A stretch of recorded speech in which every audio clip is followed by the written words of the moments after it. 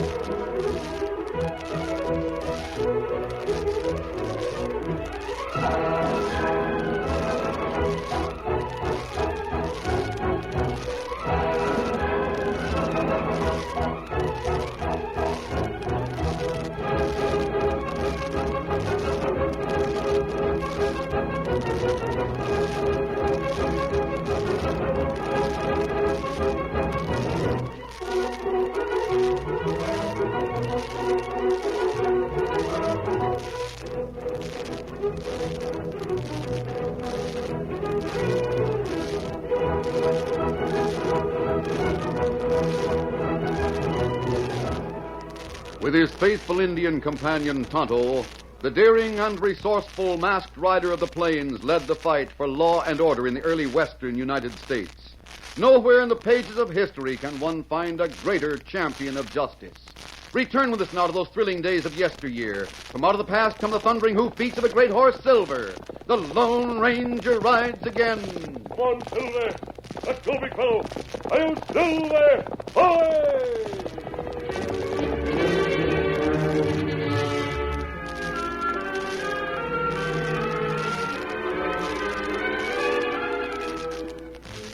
Bart Garson was known to everyone in Concho City as a hulking bully. His home was a shack a few miles out of town. Anna did her best to keep the small place neat and clean, but hers was a discouraging task. Years of poverty and constant fear of her good-for-nothing husband had given her a haunted, terror-stricken look. The two called Billy their son. He was thin and undernourished and looked a couple of years younger than his actual age of 16. Annie! Annie, where are you? I'm coming, Bart. I'm coming. I was just getting some wood for the fire. There. That worthless kid was around here. He could carry the wood in for you. Where is he? Bart, you know where he is. You sent him into town. Well, why isn't he back? He hasn't had time, Bart. Why, Thunder, you're arguing with me again. No, Bart. And calling me a liar. You did, didn't you? Called me a liar right in my own home. Well, answer me. Bart, I've got to get the wood in this stove. The fire will go out. Oh, the fire will go out, will it? So the fire's more important than me. Fine, how do you do when a man gets treated like that right in his own home? I think that's Billy now. Yes, it's about time. Bart, what are you going to do? I'm going to teach that kid a lesson.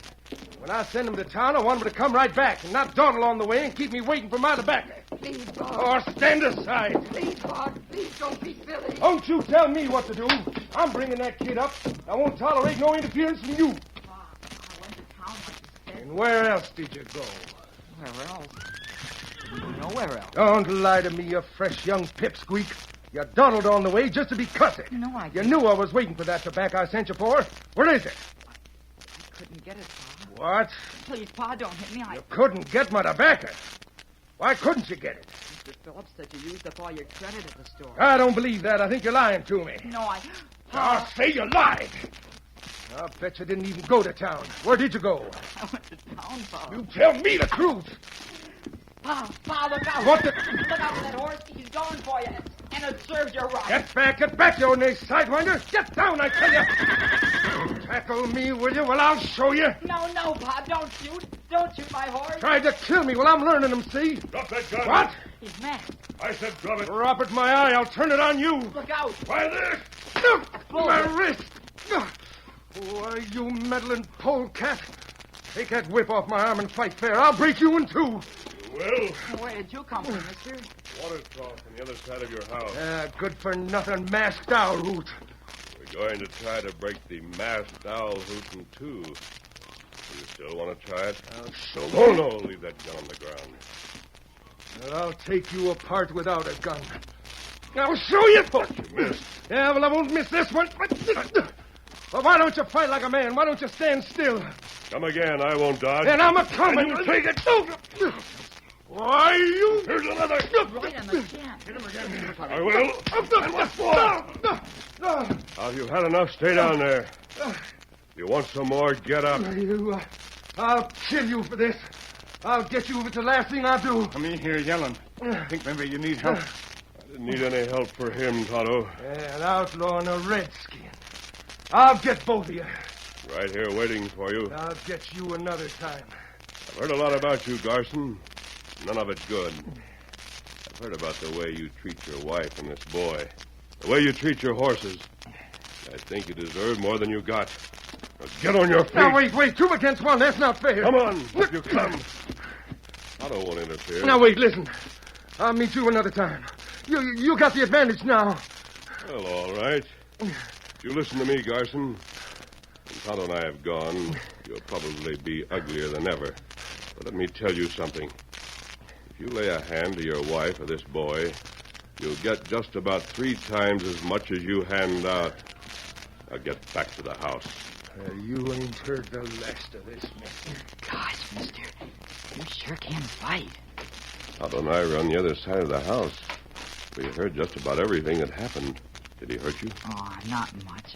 But gosh, if you hadn't have stepped in, he'd have shot my horse, and then I don't know what he'd have done to me. Your name is Billy, isn't it? That's right. Tonto, will you go and get the horses? You get them. Do you think you can remember something, Billy? Sure I can, mister. Well, Tonto and I have a camp not far from here. Don't bother to look for it. You won't find it. But if either you or your mother need help... Yes? Signal us. We'll come at once. You mean if Pa gets mean again? Yes, Billy. He won't forget what happened, and he'll blame me for it. But how will I signal you? You don't have a gun? Pa keeps a spare gun in the cupboard. I can get that. Good. Now, if you need help, fire 3 shots. That will be the signal. You'll be able to hear him? We will. Your scalp's over. Gosh, those are sure fine horses. We think so, Billy. Mister, Yes, Billy? are you and Tonto wanted by the law real bad? We're not wanted at all. But you're wearing a mask. Don't you worry about it. Honest to gosh, you're not outlaws. Honest to gosh, Billy, we're not.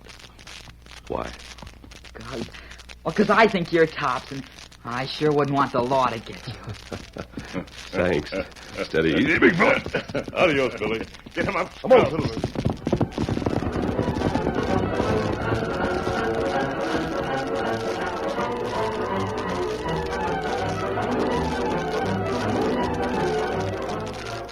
The camp established by the Lone Ranger and Tonto was, as the masked man had told Billy, within gunshot sound of Bart Garson's home. But it was well concealed in an arroyo. Oh, Silver. Oh, fella. Easy, big fella. Tonto, I've been thinking over what just happened.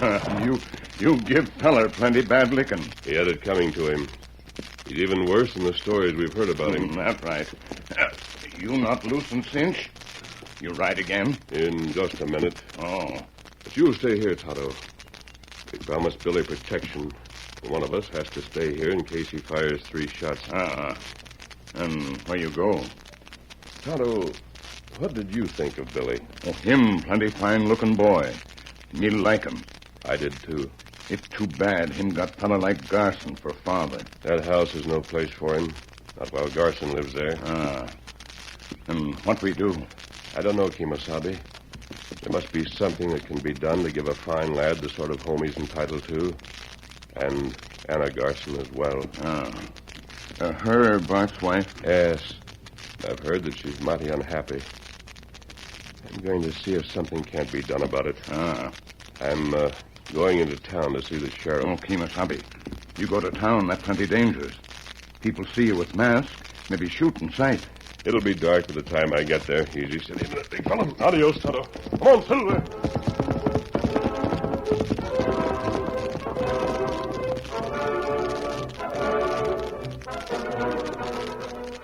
Jim Roper, the sheriff at Concho City, was an unusual man for the position. Young, wealthy, and well-educated, he had chosen to be a lawman in memory of a tragedy that had struck his family while he was still a boy, leaving him with a burning hatred of criminals.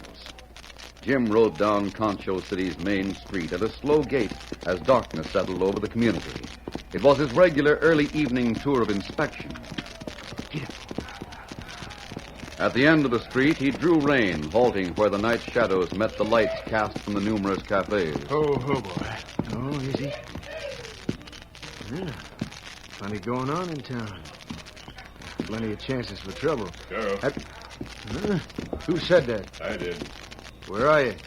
I've been waiting for you, Sheriff. Easy, boy. Who are you? Oh, that's unimportant. What counts is this. We're both on the same side of the law. You're masked. Hold it. Get your hand. A gun on me, huh? Relax now. Put it away. There's no need to slap leather. I'm not an outlaw. But that mask. What I said still goes. We're on the same side. Go on from there. What do you want? Information What information? concerning Bart Garson, his son, and his wife. Why? Because I've taken an interest in the boy. He's not got the chance he deserves. Talk some more. Tell me the real reason for your interest in that boy. Why are you asking about him? What's back of it? I've told you the truth. Are you a friend of Bart Garson? No? An enemy? I saw him this afternoon for the first time, and I knocked him down. Why? He was too rough on his son. Have you any suggestions? No, that's why I came to you. What makes you think I'd be able to do something about it? I've heard a lot about you, Roper. Yeah? Yeah, all of it good. Now, look here, mister. You've made me downright curious. You said you'd heard a lot of things about me. I wonder if I've heard things about you. What do you mean? You say you're not an outlaw. You say you're interested in the welfare of a boy. For the boy's sake, not because of any benefit you'll get. I've been thinking those things over while we've been talking. And I can think of only one man who'd act as you're acting. And he, incidentally, is said to travel on a white horse. Just as white as that one over there in the shadows. You know, Roper, every once in a while, that man you're talking about is surprised. He is, huh? Why? He's surprised to find that people have heard of him. He calls his horse Silver. That's the name of my horse. He uses silver bullets. So do I. Coincidence can only go so far. You're the Lone Ranger. I didn't know whether or not that would mean anything to you. Oh, it means a lot to me, mister. For 10 years I've been hoping to meet you. And I mistook you for an outlaw. That often happens. Jim, you brought law to Concho City. I've often wondered why you have such a burning hatred for outlaws. Why shouldn't I hate him? I'm a lawman. Yes, you're a lawman, but not for the salary it pays. You inherited one of the best ranches in this territory from your father. It's not necessary for you to hold a job. I took this job because I thought it might lead me to a man I've looked for 15 years. An outlaw? I guess so. You see, mister, I had a brother. He was abducted before he was a year old. The loss was more than Mother could stand. It killed her. It licked my father. He spent all his waking hours searching for the boy right up till the day he died. And I took up the search, and I'm still at it. I see. That's one of the reasons I wanted to find you. I wanted to know you. You cover a lot more ground than any sheriff could hope to cover. You help me find my brother or learn what's happened to him and find the man who stole him. If you'll do that, I'll do anything you want.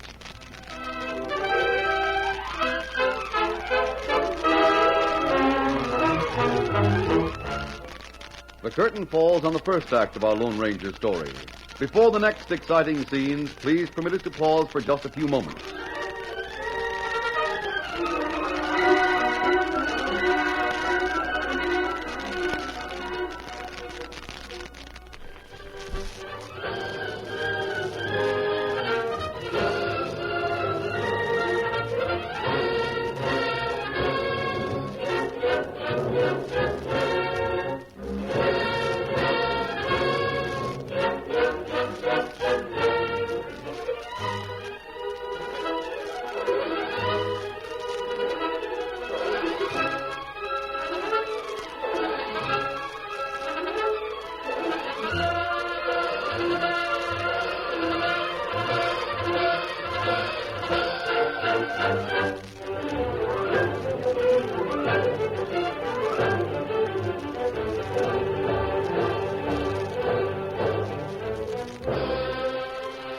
Now to continue our story.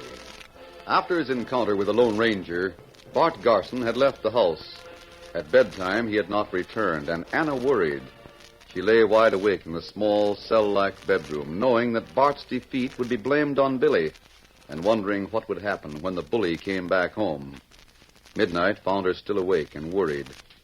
Finally, she rose, pulled a shawl about her thin shoulders, and went to the room where Billy lay. Billy? Billy? That's you, Mom? Were you sleeping, son? What's the matter? I've got to talk to you, Billy. What's wrong? That masked man who was here... Gosh, couldn't he fight? That masked man who was here this afternoon. The one that made Bart leave you be. You don't know who he is, do you, son? Gosh, no. Did you like him, Billy? Oh, golly. When I'm grown up, I want to be just like him. Were you watching, Mom? Did you see how he handled Pa? Listen, Billy. Huh? Move over a bit so as I can sit down on the edge of the bed. I've got to talk to you. Sure.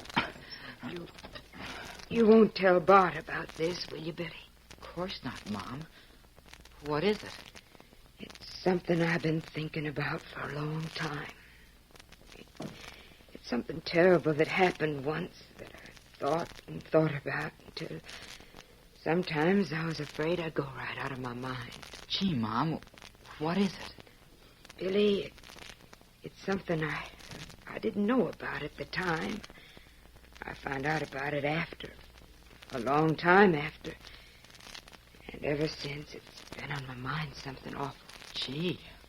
Now I just can't stand it any longer. I don't know who to tell. Can't you tell me, Mom? Not just yet. It'd have to be somebody else. Sheriff Roper. Why don't you tell him? Oh, I couldn't, Billy. You wouldn't understand. Huh? Sometimes, son, when you've loved somebody an awful lot, even when you find out he's bad, mean, he's done things he should be made to pay for, why, you just don't have the heart to make him do it. Mom, you mean you care for Pa? I don't know. I loved him at one time. I married him. You're talking so funny, Mom. I thought maybe I could tell that masked man about it, and the law wouldn't have to know. Why, sure you can. Could you find him? No, but I can get him here by firing 3 shots with the gun. You can? We've got signals fixed up between us. You just sit right there and You scheming Kyle. Pa! I heard you, you double-crossing little sneak. You won't get me. Hey, come back here. That masked man will fit you. You're harder to lay hands on than the yellow-livered Kyle. I'll show you. Here, is this what you're looking for? Gun. You got it. Yeah.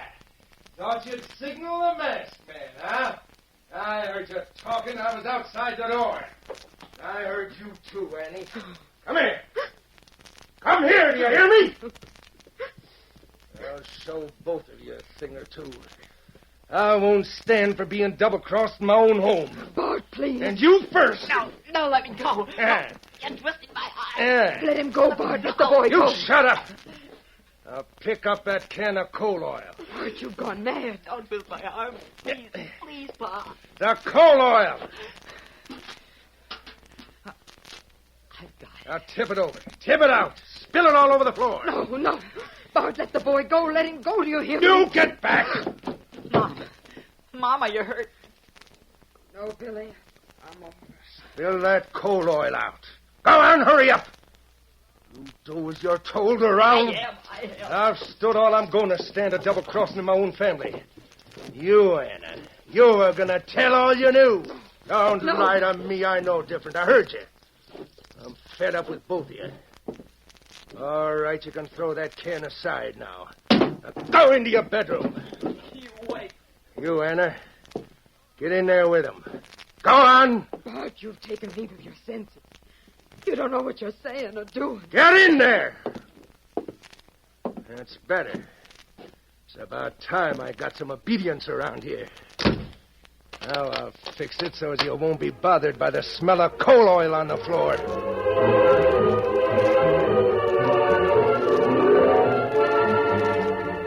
The Lone Ranger had finished his conference with Sheriff Jim Roper and returned to camp where Tonto had been waiting. So, Tonto, that explains why Jim Roper would rather hunt down criminals and manage his property. Oh. I learned more about Garson. And what that? He was born and raised in this section. He was no good from the start. Oh. From the time he was a boy, he was a thief, a liar, and a cheat. He began to steal horses and cattle as he grew older. He got away with it for a time, and some of the ranchers caught him stealing longhorns. Instead of letting the law have him, those ranchers turned him over to his own father to punish him as he saw fit. Bart went away. He was gone for 5 years. He didn't come back until after his father was dead. He come back to this ranch? Yes, it wasn't very much when he took it over. It's gone down ever since. Oh, him plenty lazy. Him good for nothing. Tonto, listen to this. This is the important part. When Bart came back, he had with him a wife and a young child. Oh. The child was just about the age of Jim Roper's brother at the time he disappeared. You think maybe Bart's stealing? I don't know, Tonto. But I do know this. Jim Roper's father was one of the cattlemen who caught Bart stealing. Oh. I'm wondering if Billy is Jim Roper's brother. Bart seems to hate the boy. Perhaps every time he bullies him, he feels he's getting revenge on Jim's father. Well, if Billy not son of Garson, maybe woman know truth, huh? That's what I want to find out. Sheriff Roper know what you think? No, Tonto. He's never had reason to suspect that Garson wasn't Billy's own father. But I'm going to talk to wait, Anna. Kimasabi, wait. What's the matter? Over there. You look. Looks like a fire. Ah, maybe fire at Garson house. Come on, Tonto. Throw your saddle on and cinch up. We're riding. It was some time after the Lone Ranger and Tonto leaped to the saddle and raced to the Garson ranch.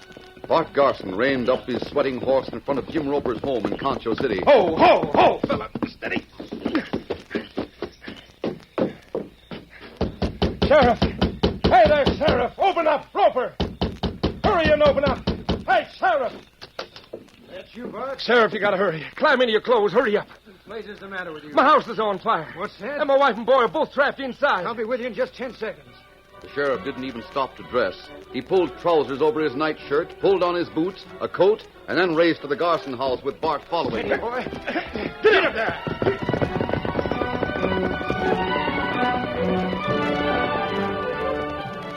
When he got there, the fire was an inferno. The building was nearly consumed. Ho, ho, ho. They're in there. They're in there, I tell you, and we got no chance to save them. There goes the roof.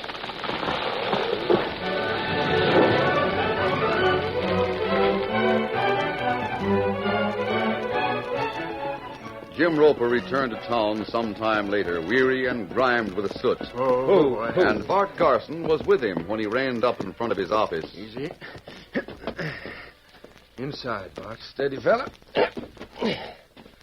What? Inside, I said. You swore you heard Billy and your wife inside the shack while it was burning. But we didn't find any sign. I know.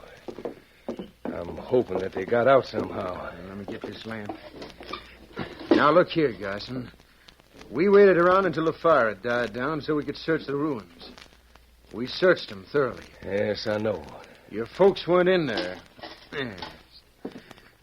Now, I want you to sit down at that desk and write out everything you know about the fire and then sign it. But I told you everything. Put it in writing. Well, they're silly ideas. Seems like a lot of blame foolishness. Never to mind me. how it seems. Just do as you're told. I'd like to see what he writes. What the... There's another surprise for you, Garson. Come out here, Billy. You bet I will. You here? Well, I'll show you. I thought you'd go for your gun. That bullet spun him right Sheriff! around. Sheriff, that masked man, he shot me. Get him! Suppose you listen to what Billy has to say about the fire. You locked Mom and me in that room and then set fire to the house. You went away and left us locked in. Why, you sneaking double-crossing... Hold it, Carson. Is that true? No, don't believe a word he says. It is true. Take my word for it, Jim. Otto and I saw the fire and rode to the house in time to get Anna and Billy out. No, Jim, don't believe that masked man. He doesn't have to believe me. He has Billy's word for what happened. I know who to believe. Carson, for what you've done... Just a minute, Jim. There's more. Anna will tell you that I'm speaking the truth. She's right in the next room resting. And, Garson, she has no reason to keep your secret any longer. No reason to be afraid of you now. Anna. Anna's here? She is. And she'll tell Jim that Billy's not your son. What? You've been looking for your brother, the man who stole him. Well, Billy's your brother. And Garson? She told on me. She double-crossed me. I knew she'd do it. That's why I set fire to them. Gosh, Sheriff. Oh, I shouldn't have hit him. He was wounded. I forgot myself. You, Billy. You're my brother. Golly, Sheriff, I can't believe it. That sneak on the floor stole you. Then my mom... Anna didn't have any part in the scheme, Jim. She said she didn't, and I believe her. You will, too, when she tells you how Garson threatened to kill the boy when he was a baby if she didn't take orders. You owe a lot to Anna. If it hadn't been for her, you'd never have seen your brother alive. You say she's in the next room?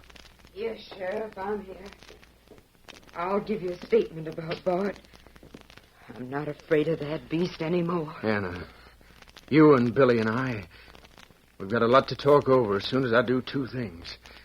I've got to throw Garson into jail. Sheriff, he just went out the front door. Oh, golly, don't let that masked man get away. Why, we owe everything to him. It's no use trying to hold him. I guess the Lone Ranger figures his work here is done. The Lone Ranger.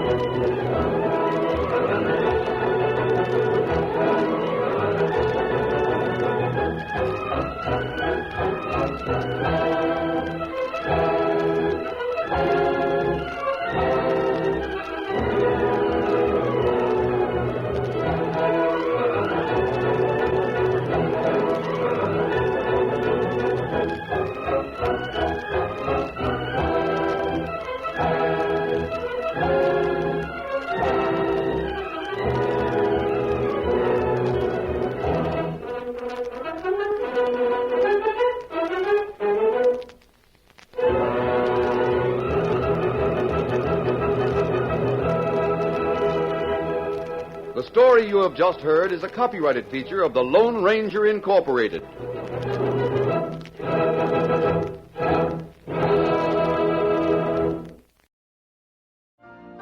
You've been listening to the OTR Gold Network. Find more classic radio at otrgold.com.